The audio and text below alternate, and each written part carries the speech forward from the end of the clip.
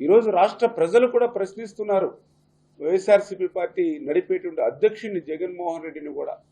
ఎందుకంటే కనీసం స్వతంత్రోద్యమం రోజున సాధించుకునేటువంటి రోజు ఆగస్టు 15 అంటే మనందరికీ తెలుసు, ఒక పెద్ద పండుగ భారతీయులందరికీ. ఒక సంక్రాంతి, ఒక రంజాన్, ఒక క్రిస్మస్, ఇవన్నీ కలిపినా కూడా ఇంకా పెద్ద పండుగ మన ఆగస్టు 15 మన భారతీయులందరి పండుగ.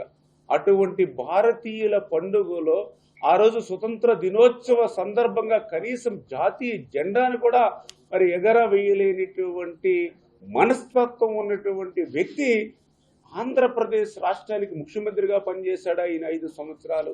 ఆంధ్రప్రదేశ్ రాష్ట్రంలో ఒక పార్టీని నడుపుతున్నటువంటి అధ్యక్షుడా ఈయన అని ఈరోజు ప్రజలందరూ ప్రశ్నిస్తూ ఉంటే, అటువంటి జాతికి, భారత జాతికి ఈరోజు క్షమాపణలు చెప్పవలసినటువంటి జగన్మోహన్ రెడ్డి మళ్ళీ తన ఎదురుదాడి, చాక్లెట్లు పంచితే దేశభక్తి ఉన్నట్లా, జెండా ఎగరేస్తేనే దేశభక్తి ఉన్నట్లా అని మళ్ళీ మరి వాళ్ళు మాట్లాడుతున్నటువంటి స్థితి అని అంటే ఆయన స్వభావం, జగన్మోహన్ రెడ్డి గారి యొక్క స్వభావం ఏ రకంగా ఉంది?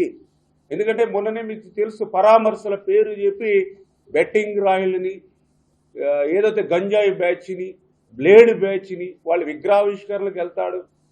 జైలు యాత్రలు ఎవరైతే మరి ఇలా జైల్లో మొగ్గుతూ ఉన్నటువంటి అవినీతి పరులు ఎవరైతే ఉన్నారో అటువంటి వాళ్ళని పరామర్శించడానికి ఏ మూల ఏ పక్కనున్న జైలున్నా కూడా వెళ్ళడానికి అతనికి సమయం ఉంది.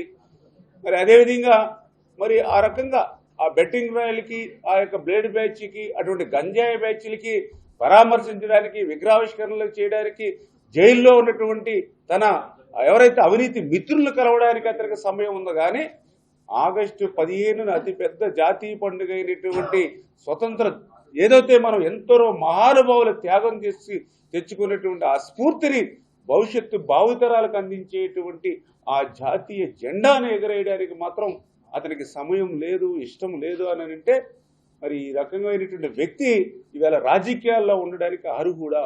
ఇటువంటి వ్యక్తి ప్రజాస్వామ్యంలో ఉండడానికి అర్హత ఉందా అని చెప్పి ఈరోజు భారతీయులందరూ కూడా ప్రశ్నిస్తున్నటువంటి పరిస్థితి